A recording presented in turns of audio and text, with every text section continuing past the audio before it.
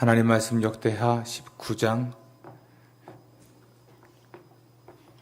4절부터 11절입니다. 같이 읽습니다. 여호사밧이 예루살렘에 살더니 다시 나가서 부엘세바에서부터 에브라임 산지까지 민간에 두루 다니며 그들을 그들의 조상들의 하나님 여호와께로 돌아오게 하고 또 유다 온 나라의 견고한 성읍에 재판관을 세우되 성읍마다 있게 하고 재판관들에게 이르되 너희가 재판하는 것이 사람을 위하여 할 것인지 여호와를 위하여 할 것인지를 잘 살피라. 너희가 재판할 때에 여호와께서 너희와 함께 하심이니라. 그런즉 너희는 여호와를 두려워하는 마음으로 삼가 행하라. 우리의 하나님 여호와께서는 불의함도 없으시고 치우침도 없으시고 뇌물을 받는 일도 없으시니라 하니라. 여호사밧이 또 예루살렘에서 레위 사람들과 제사장들과 이스라엘 족장들 중에서 사람을 세워 여호와께 속한 일과 예루살렘 주민의 모든 송사를 재판하게 하고 그들에게 명령하여 이르되 너희는 진실과 성심을 다하여 여호와를 경외하라. 어떤 성읍에 사는 너희 형제가 혹 피를 흘림이나 혹 율법이나 계명이나 율례나 규례로 말미암아 너희에게 와서 송사하거든 어떤 송사든지 그들에게 경고하여 여호와께 죄를 범하지 않게 하여 너희와 너희 형제에게 진노하심이 임하지 말게 하라. 너희가 이렇게 행하면 죄가 없으리라. 여호와께 속한 모든 일에는 대제사장 아마랴가 너희를 다스리고 왕에게 속한 모든 일은 유다 지파의 어른 이스마엘의 아들 스바랴가 다스리고 레위 사람들은 너희 앞에 관리가 되리라. 너희는 힘써 행하라. 여호와께서 선한 자와 함께 하실지로다 하니라. 아멘. 오늘 아침에 교회 이 시스템에 문제가 생겨서 계속 지금 고치고 복구하고 있습니다. 근데 우리 이 방송팀들이 실력이 있어요. 아까 우리 8시 반 예배 직전에 문제가 생겼었는데 긴급하게 복구해서 1배배도 드렸고 2부는 또 상태가 더 좋아 보입니다. 모르는 드럼도 하나 있고 우리 동훈이가 이걸 쳤잖아요. 사실 지난 코로나19 시대에 예배당을 찾지 못하는 여러분이 찾지 못할 때 이 방송으로 온라인으로 서유가 송출되는 모든 과정에 빠지지 않고 함께 했던 사람들이 우리 방송팀들이죠. 이 자리에 지금 없을 수도 있지만 모두 수고 많이 하고 있으니까 박수로 한번 격려해 주시면 고맙겠습니다.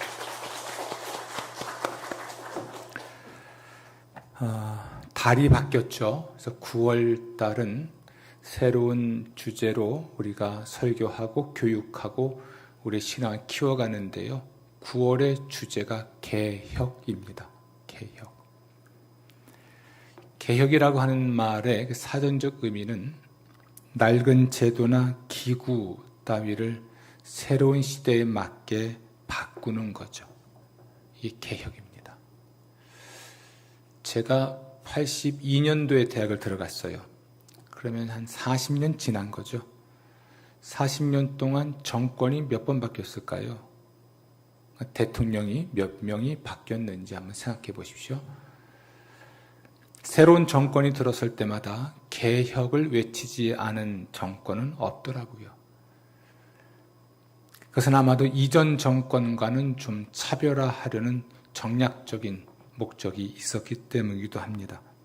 하지만 그 정권 말에 가서 과연 이 정권이 외쳤던 개혁이 이루어졌는가를 물으면 된 것도 있고 안 된 것도 있고 심한 경우는 본인들이 개혁의 대상이 되는 일도 있죠. 역사는 이렇게 개혁을 외치고 개혁을 하는 사람들에 의해서 발전하는 것 같아요. 개혁을 하자고 안 하는 게 문제지 개혁을 하자고 하는 건 매우 좋다는 이야기입니다. 다 이루지 못하지만 외치는 대로 다 완성하지 못하지만 그렇게 조금씩이라도 개혁을 해나가면서 역사와 문명과 문화 또 국가가 발전해 온 것 같습니다. 1982년 제가 대학을 들어갈 때만 해도 광주 민주화 운동 후유증으로 인해서 캠퍼스에 최루탄이 자욱하고 스크럼 짜고 교문 밖으로 나가서 우리 경찰들과 대치하고 동료들이 의문사, 이유를 알 수 없는 주검이 돼서 돌아오는 것도 목격을 했었죠. 그 시대가 40년 전입니다. 그리고 지금 우리 한국 사회는 어떠한지 살펴보면 역시 개혁을 외치고 개혁의 선봉에 서고 개혁을 추진했던 사람들에 의해서 역사는 긍정적으로 발전하고 또 성장해 온 것 같아요. 물론 잘못한 일도 있지만 우린 그런 일들 정당하게 평가하고 박수 쳐주고 또 잘못한 건 되풀이하지 않도록 새로운 정권이 개혁을 해나간다면 우리 인간 문명은 또 역사는 훨씬 더 발전한다고 생각을 합니다. 종교개혁, 지금 우리는 기독교대한 선결교회이고 개신교의 한 교파이죠. 개신교라고 하는 것은 1517년이 종교개혁의 해라고 이야기하지만 훨씬 이전부터 교회의 개혁을 외쳤던 사람들이 많이 있습니다. 그 개혁을 외쳤던 사람들의 크고 작은 외침들, 그 바람들이 1517년에 마틴 루터를 통해서 폭발한 거죠. 그 이후에도 계속됐던 교회의 개혁이 있었습니다. 이 종교개혁은 그 시대의 교회의 부패에 도전하는, 또 그 시대의 교회들의 부패를 개혁하려고 하는 사람들이 이루어낸 것들이죠. 교회가 얼만큼 개혁되었느냐라고 하면 많이 개혁됐지만 충분하진 않죠. 그러나 교회는 예수님 오실 때까지 끊임없이 개혁되어야 합니다. 그래서 우리 지금 개신교는 이미 개혁된 교회입니다. 이전에 소위 말하는 구교라고 하는 그 교회도 있지만 그들로부터 개혁된 교회가 개신교이고 개혁된 교회는 또한 예수님 오실 때까지 개혁되어야 합니다. 그래서 영어 한마디 하면 The Reformed Church, 개혁된 교회는 should be reformed, 개혁되어야 한다는 얘기를 우리 개신교에서는 끊임없이 해나갑니다. 그렇죠. 가장 가깝게 우리는 개혁의 외침을 들어볼 수 있는데 우리 문재인 대통령과 대통령이 취임하면서 했던 취임사를 한번 들어볼 필요가 있습니다. 구시대의 잘못된 관행과 과감히 결별하겠다. 취임사예요. 문재인과 더불어민주당 정부에서는 기회는 평등하고 과정은 공정하고 결과는 정의로울 것이다. 제가 우리 대통령의 취임사 중에서 이 부분을 제가 소개하는 건 계속해서 우리 시대의 중요한 화두가 평등, 공정, 정의라는 용어인 것 같아요. 내년 대선을 앞두고도 계속해서 이것이 우리에게 회자되고 있는 건 지금 우리 정부가 외쳤던 개혁의 모토였기 때문인 것 같기도 하고 때론 충분하지 못해서 아마 생기는 일인 듯 합니다. 그래서인지 지금 우리 정부는 초기부터 적폐청산, 청산하는 일, 개혁을 위해서는 청산해야 되잖아요. 청산하는 일, 문재인 대통령의 취임사에 나와 있는 대로 재벌 개혁하는 일, 또 이후에 벌어진 검찰 개혁, 요즘은 언론 개혁, 조금 더 전에는 교육 개혁, 이렇게 심지어 우리 부동산 개혁까지 굉장히 많은 개혁에 관한 외침들이 있어 온 것 같습니다. 그랬더니 요즘 코로나19와 관련해서는 또 의료 개혁, 그래서 수술실에 CCTV 다는 것을 포함해서 의료 개혁을 한다고 나서고 있는데 이런 개혁에 대한 외침은 우리 시대가 개혁을 요구하고 있지 않나 싶어요. 우리 시대는 지금 개혁을 요구하고 있다. 이 시대를 사는 사람들은 뭔가 개혁을 요구하는데 개혁의 목적은 더 나은 삶이죠. 또 개인적으로는 더 행복한 삶을 원해서인 듯합니다. 하지만 이 개혁은 끊임없이 반복되겠지만 완벽하게 되지는 않을 것입니다. 예수님 오실 때 그때에서야 완전히 개혁된 세상을 볼 텐데 예수님 우리 하나님 말씀하신 대로 만물을 회복하는 완전한 개혁의 시대, 또 인간의 육체적 또는 공간적, 시간적 제약이 사라지는 차원에서 죽음도 병듦도 없는 상태로의 온전한 개혁은 예수님 다시 오실 때 있을 일이라고 저는 생각을 해요. 오늘 우리가 다룰 이야기는 이런 개혁의 원리에 관한 것입니다. 우리는 지금 그리스도인들로서 개혁을 어떻게 또는 어떤 목적으로 해야 하는지에 대해서 듣는 것입니다. 저희 이야기도 지극히 그리스도인의 입장이고요. 때로는 교회의 개혁을 포함하는 이야기이기도 하죠. 오늘 이야기의 주인공은 여호사밧이라는 사람입니다. 이 사람은 분열 왕국 시대, 그러니까 이스라엘 역사에 있어서 사울이 초대 왕이고요. 2대 왕이 다윗이고, 그리고 다윗의 아들이 솔로몬인데 솔로몬까지가 통일 왕국이에요. 나라가 남북으로 나누지 않은 것이죠. 근데 솔로몬의 아들 르호보암 때 와서 나라가 남북으로 나뉩니다. 우리나라가 분단국가가 되듯이 남북으로 나뉘어서 북왕국을 이스라엘이라 하고 남왕국을 유다라 불렀습니다. 근데 그 유다의 4대 왕이 여호사밧입니다. 르호보암을 이어서 4대째 분열왕국 시대의 왕이 여호사밧이죠. 이 여호사밧은 개혁의 과정을 통해서 또는 개혁을 통해서 하나님께 복을 받은 사람이에요. 그의 손에서 나라가 견고해지는 복. 그래서 주변 국가들이 남왕국 유다를 두려워하여 감히 침공 못했고, 늘 이스라엘 역사에 있어서 늘 이스라엘을 괴롭혀왔던 주변국들이 여호사밧에게 조공을 바치고 군신의 예의를 갖췄던 시대입니다. 심지어 백성들은 그런 개혁을 통하여 부국 강병의 시대를 열었기 때문에 백성들이 여호사밧에게 예물을 보내었고, 여호사밧은 개인적으로도 부귀영화를 누린 사람이죠. 개혁을 통해서 나라가 부국 강병의 나라가 부자가 되고 또 군사력이 강해져서 견고해졌다면, 개혁을 통해서 우리 백성들의 삶의 질이 향상되고 더 행복한 세상이 됐다면 이 개혁은 성공한 개혁이죠. 완전하진 않아도. 이런 성공한 개혁을 이룬 사람 중에 한 사람이 여호사밧입니다. 오늘 저는 여러분에게 여호사밧의 공과를 말씀드릴 겁니다. 제가 82년도 대학을 들어간 때부터 지금까지 40년이 지나면서 정권이 여러 차례 바뀌었고 그들이 개혁을 외쳐왔지만 공과가 있었듯이 여호사밧도 완전한 개혁을 하지는 못했습니다. 개혁의 공과 또는 여호사밧이라고 하는 인물의 공과를 말씀드리면서 나와 우리 가정과 교회와 지금 국가의 개혁의 어떤 방향성, 개혁의 원리가 뭔지를 하나님께로부터 듣고자 합니다. 다른 말씀도 나누기 전에 이 개혁은 사실은 나로부터 시작이 됩니다.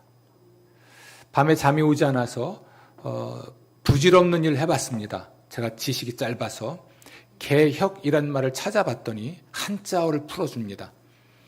개자, 개혁할 때 개자가 의미가 이렇습니다. 나를 천천히 톡톡 두드려 바꾸는 것. 이게 개자랍니다. 혁자는 가죽을 바꾸는 거래요. 개혁의 의미는 이 가죽을, 자기 몸에 걸치는 가죽을 바꿈으로써 신분이 바뀌던 시대에 사용된 말들인데 결국 자기를 바꾸는 것이라는 거죠. 그것이 개혁의 시작이었고, 우리 시대는 오래된 기구나 제도를 새로운 시대에 맞게 바꾸는 것으로 이제 의미가 바뀐 것이죠. 그러나 개혁이라는 말 자체의 본래 의미를 보면 천천히 더디긴 해도 자기를 톡톡 두드려서 바꾸는 것이라면 참된 개혁은 자기로부터 시작이 되죠. 그런데 이것이 매우 성경적입니다. 나의 변화가 가정의 변화, 교회의 변화, 세상의 변화의 시작이 되죠. 세상도 변했고 교회도 변했고 가정도 변했는데 나만 변하지 않았다면 과연 그 세상이 그 사람에게 행복한 세상일까요? 그렇지 않습니다. 성경의 관점은 나의 변화로부터 세상의 변화가 시작됨을 이야기하고 있습니다. 오늘 여호사밧이라고 하는 인물의 이야기가 여러분들에게 정말 개혁 또는 변화의 원리, 또 방향, 목적, 방법 등등에 대한 지혜를 주는 이야기가 되길 바라고, 성령께서 여러분에게 하신 말씀을 그대로 듣고 참된 변화의 시간들을 누리시기를 주 여러분을 축원합니다. 이 변화 또는 개혁이 의미가 없다면 우리는 이야기할 필요가 없어요. 아까 말씀드린 대로 여호사밧은 개혁이나 변화를 통해서 하나님께 복을 받은 사람이에요. 그러니까 자기가 하는 일, 그는 왕이었으니까 나라가 그의 손에 의하여 견고해졌다, 이 말은 사업가는 어떻겠습니까? 그 사업체가 그의 손에 의하여 견고해지는 거죠. 가정은 어떨까요? 가정이 그의 손에 의해서 견고해지는 거죠. 이렇게 나라이든 기업이든 혹은 사업장이든 가정이든 나를 통해서 나의 손에 의해서 견고해지는 복, 이것이 변화와 개혁을 통해서 누리는 하나님의 축복이라면 개혁은 매우 중요하죠. 여러분, 예수를 이미 믿는 분들이죠. 그런 의미에서 여러분들은 이미 개혁된 분들입니다. The reformed person이죠. 그러나 또한 우리는 완전하지 않잖아요. 따라서 우리는 반드시 또한 개혁되어야 될 존재입니다. Should be reformed. 그 마음을 가지고 성령께서 내 안에서 하시는 일들을 주목하시고 변화의 시간들을 통해 하나님의 축복을 누리시게 될 것을 믿습니다. 여호사밧, 그는 35살의 나이에 아버지의 뒤를 이어서 왕이 됐습니다. 근데 그의 아버지 아사는 죽기 2년 전에 병에 걸립니다. 그래서 이 여호사밧이 아마도 아버지가 통치할 수 없었던, 그러나 살아있는 그 2년 동안 아마도 나라를 다스리지 않았을까 싶어요. 그는 왕이 된 후에 신앙 개혁을 합니다. 백성들의 영성 또는 신앙 또는 종교 개혁을 합니다. 그 종교 개혁의 일환이 중에 하나가 뭐냐면 산당들을 없애는 겁니다. 산당들은 말 그대로 산에 있는 집이에요. 이스라엘 백성들도 그랬지만 그들이 들어가 살았던 가나안 원주민들은 높은 산일수록 신과 가깝다고 여겼습니다. 여러분, 그 바벨탑에 있는 지구라트가 그 꼭대기가 그런 개념이기도 하거든요. 엘리야라는 사람이 갈멜산 꼭대기에 올라가 기도했다라는 말이 나와요. 그래서 고대인들은 산 정상은 신과 가장 가까워서 신령한 곳으로 여겼습니다. 그러다 보니까 이 가나안 원주민들, 팔레스틴 원주민들은 높은 곳에 집을 짓고 그곳에서 제사를 드렸습니다. 이게 산당이에요. 이스라엘 민족은 야훼 하나님을 섬기는 민족이었죠. 솔로몬 시대에 성전이 완성돼요. 성전이 완성되기 전에, 예루살렘의 성전을 짓기 전에 그들은 어떻게 하나님을 섬겼는가? 물론 모세 시대부터 있었던 회막이라고 하는 천막도 있었지만 주로 그들은 가나안 원주민들처럼 산에 좀 높은 곳에 집을 짓고 그곳에서 제사를 지내곤 했습니다. 정말 그때는 순수하게 하나님께 예배를 드리는, 모세의 회막이 있는 곳까지 가기 어렵거나 심지어 성전이 완성된 후에도 성전을 매번 갈 수 없으니까 그들은 산당을 짓고 그 산당에서 하나님을 예배하곤 했어요. 근데 이제 이게 가나안 원주민들도 산당에서 제사를 지냈잖아요. 그리고 이스라엘 백성들이 가나안 땅에 가서 살면서 정서가 또는 정신이 혹은 영성이 변질됩니다. 가나안 원주민들의 종교에 의해서, 가나안 원주민들의 세계관에 의해서 서서히 그들의 세계관이 잠식되어 가요. 그러면서 산당에서 제사를 모시는데 혹은 제사를 드리는데 하나님이 아니라 다른 신을 대체해서 제사를 지내면서 하나님을 섬긴다고 착각하게 됐습니다. 대표적인 것이 바알 그리고 아세라입니다. 바알과 아세라는 가나안 원주민들의 신들입니다. 그리고 다산과 풍요의 신이죠. 그래서 그들은 산당에서 아세라 또는 바알 신을 섬기면서 그것이 하나님을 섬기는 줄 착각합니다. 산당에서 그러므로 제사를 드리는 것은 의심스러운 행동이 되죠. 그리고 정말 정확하게 야훼 하나님, 창조주 하나님이 아니라 이스라엘 민족을 애굽에서 구출해내신 하나님이 아니라 바알과 아세라를 섬기는 사람들도 생겨났습니다. 그래서 이 여호사밧은 우상 숭배의 본거지를 철거한 거죠. 산당을 없앤 겁니다. 또 하나 아세라 목상을 불태웠고 그걸 빻아서 시냇물에 흘려내려 보냈는데요. 이 아세라는 바알의 짝으로 여겨집니다. 그는 다산 그리고 식물의 여신입니다. 그래서 아세라 신에게 제사를 지내는 행위에는 반드시 아주 더럽고 추한 성행위가 뒤따랐습니다. 다산을 상징했기 때문에. 근데 이 아세라를 섬기는 일이 이 다산과 그 식물의 여신이었으니까요. 어떤 방식이었냐면 푸른 나무 앞에서 제사를 지내는 겁니다. 그것이 안 되면 막대기라도 세워놓고 제사를 지냈어요. 그래서 아세라 목상이라는 게 그런 겁니다. 바로 이렇게 아세라 목상을 불태워서 재로 만들어서 빻아서 그냥 보내버린 것이죠. 흘려보낸 것입니다. 구체적으로 말하면 우상을 파괴한 것이죠. 우상을 섬겨놨던 집과 그 집에 모신 신상을 없앤 겁니다. 우리나라 아마 신주를 없앤 것일 수도 있고요. 이런 방식으로 우상 숭배의 그 본거지를 다 없앱니다. 근데 이게 너무 많았어요. 근데 매우 비극적인 일입니다. 이스라엘 민족은 야훼 하나님을 섬기는 백성이에요. 근데 그들이 산당을 많이 지었고 푸른 나무 밑에 가서 제사를 지내거나 막대기 하나 세우는, 우리나라 아마 천하 대장군, 지하 여장군 이런 걸까요? 뭐 이런 거 나무 하나 세워놓고 제사를 지내거나, 우리나라면 성황당 같은 거죠.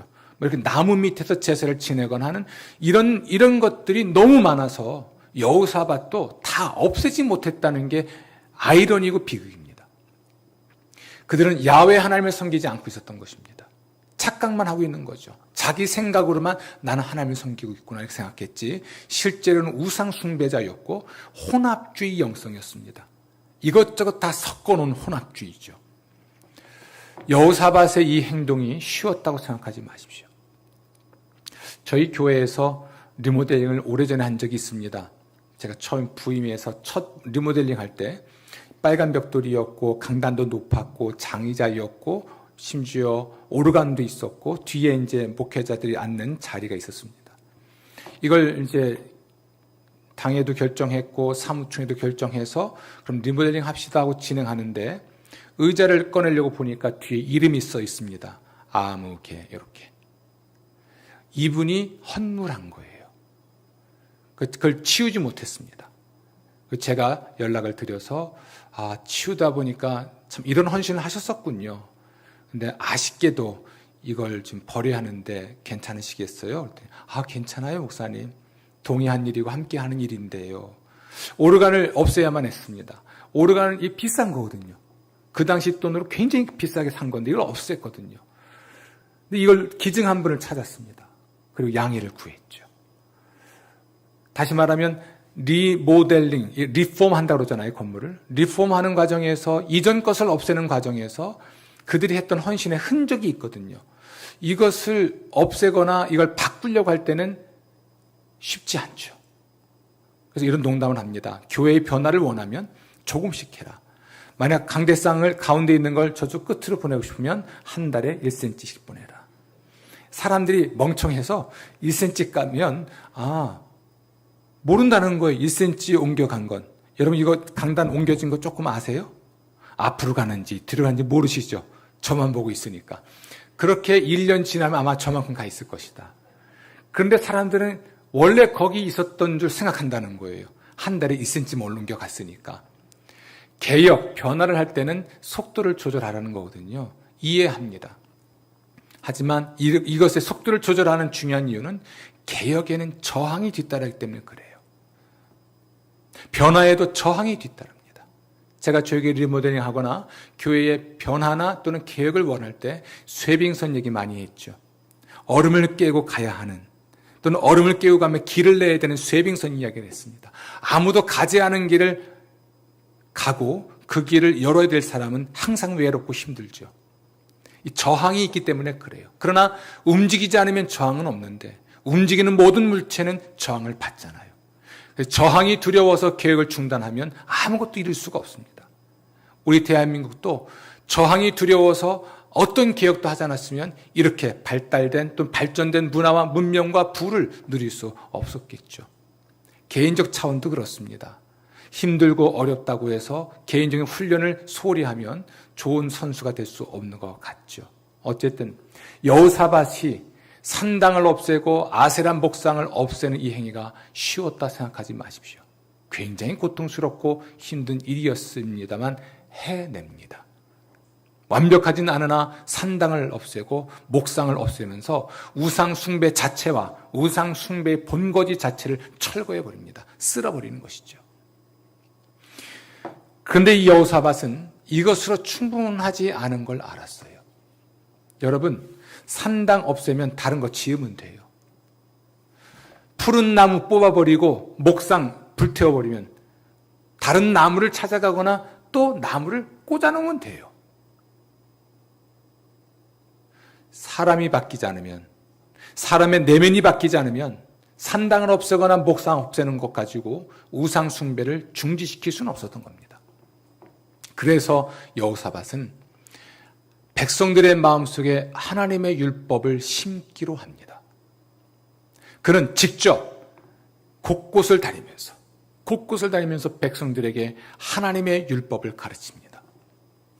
그리고 하나님 말씀에, 하나님 율법에 능통한 제사장과 레위인들을 곳곳에 보냅니다. 지방마다 보내어서 그곳에 가서 하나님의 율법책을 가르치기 시작해요. 이때 여호사밧이 얼마나 지혜로웠냐면 소위 말해서 관료들을 같이 보냅니다.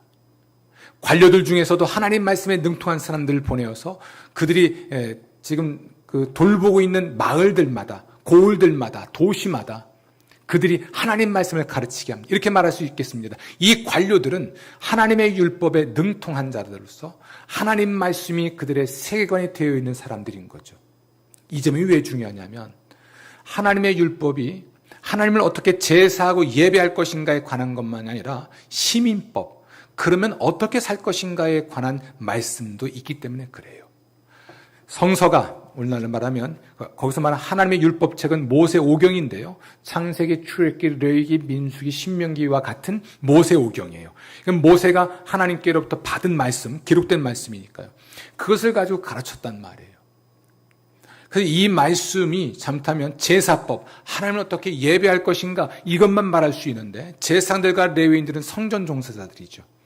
그러나 관료들은, 행정관료들은 우리 백성들의 삶의 현장을 돌보는 사람들이에요. 그래서 하나님 말씀이 인격이 되고 그것이 삶의 방식이 되고 그들의 제도가 되도록 만들었다는 이야기예요. 하나님 말씀이 제도가 되고 하나님 말씀이 그들의 인격이 되고 하나님 말씀이 그들의 삶의 방식이 되도록 만드는 일을 한 것이죠. 제사장과 레위인은 성전 종사자들이고 방백들은 행정 관료들인데 그들이 함께 이 일을 했다는 이야기는 시사점이 매우 높습니다. 개신교가 형성됐던 종교개혁 시대에 3대 모토가 있습니다. 첫 번째가 오직 은총으로, 두 번째가 오직 믿음으로, 세 번째는 오직 성경으로입니다. 솔라 스크립투라라고 하죠. 성경적 기독교, 성경이라고 하는 규범을 넘어간 교회는 부패했다. 그래서 그 당시의 교회의 부패상을 마틴 루터가 자기의 의견에 따라 잘못됐다고 말한 게 아니라 성서를 규범 삼아 들이대면서 요 행위는 성경과 어긋났습니다. 이런 제도는 성경과 어긋나 있습니다. 그러면서 성경을 절대 규범 삼아서 개혁을 외친 사람이죠. 우리는 이 여호사밧이 신앙개혁을 하면서 우상 숭배의 근거지와 잔재를 완전히 청산하는 작업도 했을 뿐 아니라 사람의 내면이 바뀌지 않으면 절대로 개혁이 일어날 수 없다는 것을 알고 하나님 백성들의 마음속에 하나님의 율법을 심었다는 것을 주목할 필요가 있습니다. 히브리서 4장 12절 말씀은 하나님 말씀은 좌우에 날선 어떤 검보다도 예리하여 우리의 혼과 영과 관절과 골수, 그러니까 우리 인간을 해부학적으로 보면 영혼과 육체인데 육체도 뼈가 있고 골수가 있는데 그것까지 찔러 쪼개어 드러내고 바꾼다는 의미가 있습니다. 사람의 마음속에 들어가서 그의 세계관을 바꾸고 그의 가치관을 바꾸고 그의 신념 체계를 바꾸고 하는 이 역할을 하는 것은 진리인 하나님 말씀밖에 없습니다.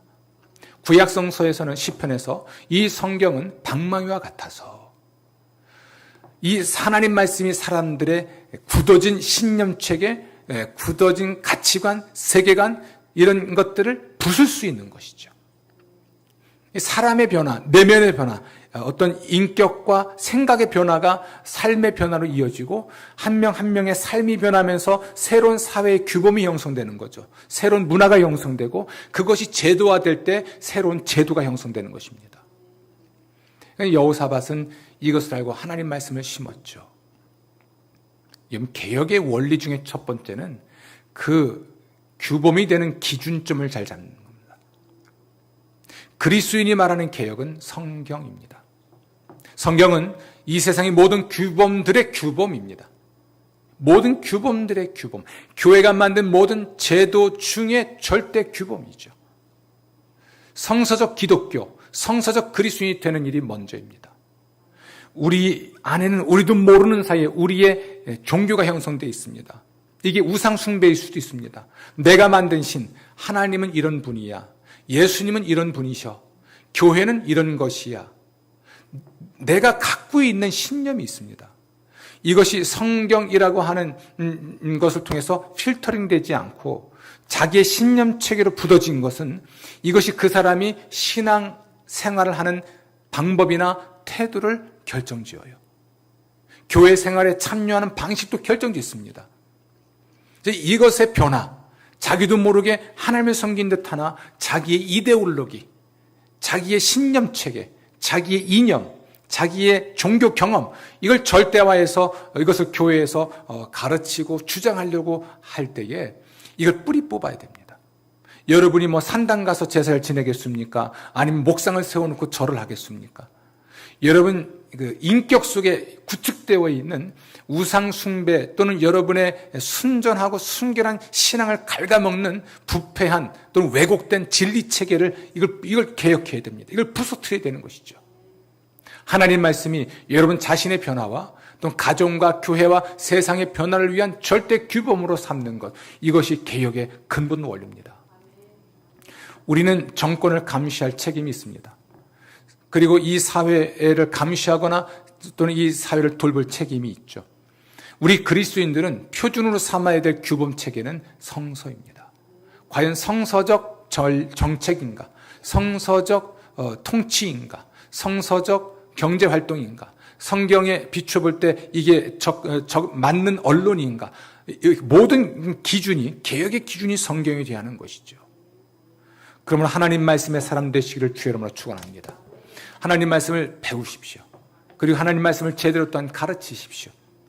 여러분의 일터에서, 여러분의 삶의 자리에서 여러분이 먼저 하나님 말씀의 사람이 되고 모든 가치관들, 모든 사상들, 모든 이데올로기들, 모든 주장들이 여러분의 가치체계, 성경적으로 변해 있는 신념체계를 세관을 거쳐서 여러분에게 들어올 수 있도록 하십시오. 그리고 이 성서적 기준이 이 세상의 기준이 되도록 하십시오. 그럴 때 하나님이 복을 주시는데 여호사밧이 어떤 복을 받았냐면 그의 나라가 그의 손에서 견고해졌고 백성들은 그것이 부국 강병이 정책을 통해서 나라가 부해졌고 군사력이 강해지고 주변국이 두려워 침략 못하고 전쟁이 없는 평화가 찾아오고 주변국이 조공을 바치고 군신의 예의를 다 갖추게 되니까 예물을 바쳐 여호사밧이 부귀 영화를 누리게 되었던 복을 받았듯이 성서를 규범 또는 규범 삼아 자신을 개혁하고 가정과 교회와 이 민족을 개혁해 나갈 때 이 성서가 절대 규범, 기준, 진리가 되어서 하나님의 복이 임하게 되는 줄로 믿습니다. 개혁을 이야기함에 있어서 개혁의 효력이 나에게 의미가 없다면 아마 우린 개혁을 하지 않을 수도 있습니다. 여호사밧 이야기에서 명확하게 드러나는 것은 성서적 개혁이 이루어질 때, 성경을 규범 삼아 개혁을 이루어갈 때 그에 대해서 하나님이 복을 주시는 것입니다. 아멘. 놀라운 일이죠. 여호사밧이 했던 개혁은 또 다른 영역으로 확장되는데요. 신앙개혁만이 아니라 사법개혁을 합니다. 오늘 읽은 본문의 말씀은 바로 사법개혁입니다. 우선 19장 4절 말씀은 이 여호사밧이 다니면서 사람들에게 하나님의 말씀을 가르쳤다는 이야기이고요. 5절 말씀 보면 재판관을 세우는 이야기가 나옵니다. 그러면서 이 재판관을 세우면서 6절 말씀 보면 너희가 재판하는 것이 누구를 위한 것인지 잘 살피라 라고 경고합니다. 이것은 하나님을 위한 일입니다. 재판관은 하나님을 위하여 재판합니다. 혹은 하나님을 대신하여 판단합니다. 잘못된 것과 잘된 것, 악한 것과 선한 것을 판단하는 주체는 하나님이신데 이걸 대신하는 존재들이 재판관이죠. 우리나라 말하면 사법개혁 이야기입니다. 6절 말씀, 재판할 때에 하나님이 너희와 함께 하신다는 이야기는 너희가 하는 재판에 대해서 하나님이 재판하신다는 이야기예요. 너희는 백성의 문제를 재판하는지 몰라도 하나님은 너희를 재판하실 것이다. 따라서 너희가 만약 7절 그러므로 하나님을 두려워해라. 하나님을 두려워하는 마음으로 삼가 행하라. 우리의 하나님 여호와께서는 뭐가 없습니까? 불의함도 없고 치우침도 없고 뇌물 받는 일도 없습니다. 그렇게 하지 말라는 거예요. 너희가 불의하게 재판하고 치우쳐 재판하고 뇌물을 받고 재판하면 하나님이 너희를 재판하실 것이다. 하나님을 두려워해라. 여러분, 사법제도 개혁을 해나가면서 있어서 법은 매우 중요합니다. 법과 제도 매우 중요합니다. 여러분, 8절 이하에는 이런 내용이 나옵니다. 결국은 재판을 하는 일에 있어서 9절 여호와를 경외하라. 10절 재판을 할 때에 하나님께 죄를 범하지 않게 하라. 만약 그렇지 않다면 하나님이 진노하실 것이다. 아멘. 그리고 이제 11절 말씀에 사람을 세웁니다. 우리가 이 여호사밧의 사법개혁을 주목할 때 먼저 이 재판의 문제는 하나님의 몫이라는 걸 생각해야 돼요. 지금 우리나라도 사법개혁 얘기하잖아요. 하나님을 대신하여 판단하는 일이라서 우리의 대법관들을 비롯한 모든 재판관들이 이뤄야 됩니다. 의로워야 하고 공정해야 하고 뇌물 받는 일 없어야 합니다. 사실 이런 문제, 치우침과 관련해서는 신명기 말씀이 잘 이야기해 줘요. 신명기 1장 말씀에서 하나님은 모세를 통해서 말씀하시기를 치우침의 문제를 다루는데 동족이 되었든 외국인이 되었든 공정하게 하라라고 말합니다. 여러분, 이게 사실은 공정에 관해서 말할 수 있는 성경 말씀인데요. 지금 우리 정부가 말한 대로 기회의 평등입니다. 동족이 됐든 이방인이 되었든 간에 똑같은 출발선상에서 시작하는 겁니다. 여러분, 이게 평등이에요. 기회의 평등입니다. 과정의 공정이라는 것은 여러분 5살짜리하고 20살짜리 청년이 같이 뛸 수는 없잖아요. 그러니까 조건을 맞게 해줘야 이 공정한 겁니다. 그리고 결과는 정의로 한다는 것이죠. 결과의 정책인 목적을 따라서 혈연, 지연, 학연에 따라서 과정까지는 잘 왔는데 마지막 결과를 그릇되게 할 수 있거든요. 이건 정의롭게 하라는 것입니다. 신명기 말씀에서 결국은 이렇게 내국인이든 외국이든 차별하지 말고 공정하게 재판할 것을 이야기하고 너희들이 판단할 수 없다면 모세가 판단하겠다. 우리나라 말하면 대법까지 가는 것이죠. 최종 판결은 모세가 하는 것입니다. 사사롭게 정의롭지 못하게 판결하지 않도록 그 점검도 해주겠다는 것입니다. 성경은 기회의 평등, 과정의 공정, 결과의 정의를 주장합니다. 이때 매우 중요하게 생각해야 될 것은 하나님을 두려워하는 거예요. 재판장 위에 하나님이 계십니다. 우리 예수님도 판단하는 문제를 얘기할 때 너희가 누구인데 사람을 함부로 판단하느냐. 참된 판관은 하나님밖에 없습니다. 판단의 일을 조심하라 하거든요. 하나님을 경외하는, 두려워하는, 그러니까 사람도 사람이지만 하나님을 두려워하는 판관이 재판관이 되어야 하는 것이죠. 우리가 개혁을 이야기할 때, 어떤 개혁을 추구할 때, 이런 제도를 만들어갈 때 참 중요한 것은 하나님을 두려워하는 마음으로 제도를 만들어야 돼요. 법과 제도는 칼의 칼집과 같습니다. 이거 법과 제도는 나를 보호하고 이웃을 보호할 수 있는 겁니다. 칼이 칼집에 없으면요, 나도 베일 수 있고 다른 사람도 베일 수 있거든요. 오늘날 자유와 자유를 이야기하면서 법과 제도를 싫어하거나 거부하는 사람들이 있는데 성경은 그렇지 않습니다. 성경적 우리 기독교는 법과 제도를 매우 중시합니다. 제가 여러분의 공적 영역에서 책임을 다하십시오. 정부의 시책을 따라주십시오. 신앙의 박해가 아니니까, 이웃의 안전과 생명을 위한 것이니까 조심해 주십시오. 당부를 드리잖아요. 우리는 어떤 음모가 있든 어떤 왜곡된 가짜 뉴스가 있든 개의치 않습니다. 성서의 진리를 토대로 보면 협조할 일은 합니다. 지금도 우리가 3단계이기 때문에 20%가 들어올 수 있잖아요.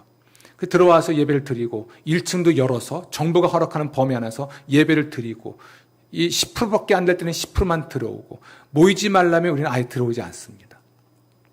신앙의 박해가 아니라고 저는 확신하기 때문에 중요한 건 우리의 태도인 것이죠. 여러분, 우리가 이 문제에 있어서 어떤 제도를 만드는 것, 법이 제정되고 제도가 만들어질 때 이걸 법을 만드는 국회의원들이, 이 문제를 가지고 제도를 만들어가는 행정부가 하나님을 두려워하도록 기도해야 돼요. 내가 하나님께 판단받을 수 있다. 이 일에 대해서 내가 하나님 앞에서 책임져야 한다. 그들의 종교가 무엇이든지 간에 우리 입장에서는 하나님을 경외하는 것이지만 그들의 입장에서는 하늘을 두려워할 줄 알아야 돼요. 이것에 대해서 하나님께 내가 판단받고 난 책임져야 할 것이다. 역사가 판단할 것이고요, 나중에 백성들이 판단하겠지만, 이런 두려운 마음을 가진 사람들, 자기의 정치적인 이익이나 목적에 따라서 법을 만들고 제도를 만드는 게 아니라 정말 하나님에 대한 두려움과 백성들에 대한 사랑을 가지고, 애민이죠, 백성을 사랑하고 하나님을 두려워하는 마음을 가지고 법을 만들고 제도를 만든다면, 그렇게 만들어진 법과 제도는 우리의 삶의 질을 높이죠. 그 세상을 사는 우리는 행복해질 것입니다. 오늘 19장 11절 끝에 가면 이렇게 되어 있습니다. 여호와께서 선한 자와 함께 하실지로다. 아멘. 법을 만들고 또는 집행하는 사람들, 그들이 선한 사람이어야 하는데 그들은 하나님을 두려워하고 백성을 사랑하는 사람이어야 하는 것이죠. 자기의 이익과 야육을 위해서 법과 제도를 이용하는 존재들이 아니라 정말 백성을 사랑하고 그리고 하나님을 두려워하는 마음을 가진다면 그런 법과 제도는 사람을 살리고 국가를 살릴 수 있을 것입니다. 여호사밧의 사법제도는 우리나라의 모든 개혁의 일에 선봉에 서 있는 국회의원들과 또는 정치인들, 그리고 모든 행정관료들이 귀담아 들어야 될 이야기일 것입니다. 기도하실 것은 국회에 들어가 있고 정부에서 일을 하고 있는 우리 모든 크리스찬들이 하나님을 두려워하고 백성을 정말 사랑하는 마음을 가지고 이 법을 만들고 제도를 만들 뿐 아니라 시행할 수 있도록, 하나님께 판단받고 이 법과 제도에 대해서 반드시 책임져야 한다는 이 무거운 책임감을 가지고 해낼 수 있도록, 백성들의 삶의 질이 더 나아지고 모두가 함께 살기에 좋은 세상 만들 수 있도록, 완전하진 않지만 조금씩이라도 이런 계획을 이뤄갈 수 있도록 기도 많이 해주시기를 부탁을 드립니다. 지금 우리가 기도할 때입니다. 아멘. 그리고 우리가 우리의 삶의 작은 자리에, 우리 삶의 자리에서부터 작은 일부터 이런 개혁의 일들을 해 나가고 법과 제도를 내 자신의 개인의 습관, 나의 삶의 방식으로 만들고 그 규칙들을 지켜나가는 것이 필요한 때입니다. 아멘. 이 이야기를 하지 않으면 여호사밧 이야기가 끝나지 않습니다. 하나만 더 이야기하죠. 여호사밧은 북욱 강병을 통해 백성들의 행복을 추구했던 좋은 왕 중에 하나입니다. 그래서인가요? 그는 해선 안 될 일도 합니다. 뭘 위해서? 북욱 강병을 통해 백성들의 행복을 증진하는 것을 위해서. 오늘 여호사밧 이야기의 마지막, 그리고 개혁의 원리 중에 중요한 것은 목적이 수단을 정당하지 않는다는 겁니다. 목적이 선하면 수단은 나빠도 되는가? 그렇지 않습니다. 수단이 나쁘면 그 목적마저도 무산될 수가 있습니다. 여호사밧이 왕이 됐을 때 그는 군사력을 어느 쪽으로 전진 배치했는가 하면 북왕국 쪽으로 전진 배치합니다. 왜 그럴까요? 여러분, 여호사밧은 자신의 주적으로, 남왕국의 주적으로 북왕국을 생각한 거예요. 그렇지 않고서야 자신의 정예 부대를 북쪽으로 배치하지 않잖아요.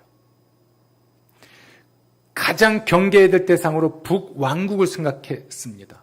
그런데 그는 북왕국의 왕 아합과 혼인 동맹을 맺습니다. 아들 여호람이 아합의 딸 아달랴와 결혼하게 해서 양국 간의 평화를 유지하려고 합니다. 이해가 됩니다. 이건 외교의 문제인데요. 부국 강병을 통해 백성들의 행복을 증진하기 위해서라면 타협을 해버린 것이죠. 혼인 동맹을 맺었으니 피차 불가침 조약처럼 맺으신 거 아니겠습니까? 근데 과연 이 선택이 옳았는가? 성경 그렇게 말하지 않습니다. 아합이 죽은 후에는 아합의 아들이었던 아하시아와 교제를 하게 되는데 이 또한 마찬가지입니다. 여호사밧은 해상 무역을 통해서 경제력을 높이길 원했어요. 다시스로 가는 배를 만들고 이 배를 다시스로 보낸 일을 북왕주의 왕 아합의 아들 아하시아와 함께합니다. 그러나 가는 도중에 폭풍우를 만나서 배가 다 깨져버립니다. 해상 무역을 통해 경제적인 부흥을 꿈꿨으나 무산됐죠. 그리고 북왕조 아합이라는 인군과 동맹을 맺고 혼인 동맹을 통해서 아람국과 전쟁을 일으킵니다. 영토 확장이겠죠. 그러나 그 전쟁에서 패전하고 아합은 죽고 여호사밧은 구사일생으로 살아서 본국으로 돌아왔습니다. 목적이 정당하다고 해서 수단을까지 과연 악해도 되는가? 아닙니다. 이런 선택에 대해서 하나님은 선지자를 통해서 말씀하시기를 왕이여 당신은 악한 자를 도왔습니다. 또한 하나님을 미워하는 자를 사랑했습니다. 이 여호사밧은 악한 자를 도움으로 악한 자가 되었고 하나님을 미워하는 자를 사랑함으로써 하나님을 미워하는 자가 됐습니다. 혼인동맹의 비극은 어땠을까요? 여호사밧의 아들이 여호람이에요. 여호사밧이 죽은 다음에 왕이 된 사람이죠. 그런데 이 여호람이 아버지와 달랐습니다. 그는 산당을 지어요. 아세라 신을 섬겨요. 그의 할아버지 아사는요, 여호사밧은 아버지고 여호람의 아버지고 아사는 여호람의 할아버지예요. 이 할아버지는 그 어머니의 태위의 위를 패한 분이에요. 왜냐하면 그의 어머니가 아세라 신을 섬겼거든요. 할아버지도 아버지도 척결했던 우상 숭배를 도입합니다. 왜요? 성경은 이렇게 기록합니다. 부인이었던 아달랴의 꿰매에 빠져서. 여호사밧은 우상 숭배를 척결함으로 하나님께 복을 받았는데 여호람은 아버지의 길을 가지 않고 어머니의 길을 갑니다. 부인의 길을 갑니다. 아달랴의 어머니는 아합의 부인이었던 이세벨이에요. 이세벨은 시돈 여인입니다. 아합도 정략 결혼을 시돈 사람과 한 건데요. 시돈의 엣바알의 딸을 데려와서 왕비를 삼았습니다. 근데 이세벨이 시집 오면서 다짐한 게 있다면 북왕조의 주신이 바알로 만들어버리겠다. 야훼 하나님을 버리고 바알을 섬기는 국가로 만들겠다. 이 꿈을 가지고 왔고 성공했습니다. 그러면 그의 딸이었던 아달랴는 어떤 마음을 가지고 남왕국까지 왔을까요? 북왕국은 이세벨이 망쳐놨습니다. 남왕국은요. 그의 딸이었던 아달랴가 망쳐놓은 거예요. 집안에 우상 숭배자가 들어와서 남편 꿰어서 우상 숭배자 만들더니 여호람이 죽은 다음에 남왕국의 왕은 아하시아가 돼요. 이 아하시아는 아달랴의 아들이잖아요. 성경 기록합니다. 어머니 아달랴의 꿰매 빠져 우상 숭배가 되었다. 여호사밧은 부국강병과를 통해 백성들의 행복의 삶의 질을 높이고자 했으나 선택을 잘못합니다. 이게 여호사밧의 실수입니다. 목적은 좋았는데 과정이 수단이 잘못됐죠. 어떤 계획이든 목적이 수단을 정당할 수는 없습니다. 목적이 선하면 수단도 선해야죠. 어떻게든 계획만 하면 되는 게 아니에요. 계획의 과정도 중요하죠. 이 정부가 말하는 대로 과정은 어떠하고 공정하고 기회는 평등하고 결과는 정의로워야 맞습니다. 성경적 가치가 맞습니다. 과연 이 정부가 이렇게 하고 있는지는 사람마다 평가가 다를 것입니다. 저도 언급할 일은 아니에요. 성경의 가치가 만약 그런 것이라면 우리 이 개혁을 해나감에 있어서 나의 개혁, 가정의 개혁 또는 변화라고 표현할게요. 교회의 변화, 나의 변화, 가정의 변화를 위해서 매우 중요한 것은 목적이 선하다고 해서 수단까지 나빠지면 안 됩니다. 그러니까 끌어들여서는 안 되는 악은 끌어들이면 안 돼요. 악한 자와 동맹을 맺고 악한 자와 교제해서라도 목적을 이루면 된다? 아닙니다. 악한 자를 도움으로 악한 자가 되고 하나님을 미워하는 자를 내가 사랑함으로 하나님을 미워하는 자가 되고, 그래서 어떤 결과가 빚어졌습니까? 여우람은 병들어 죽습니다.